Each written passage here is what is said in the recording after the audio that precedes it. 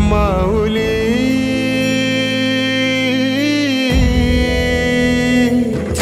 गुरु स्पर्श दूर करी दुःखाची सावली.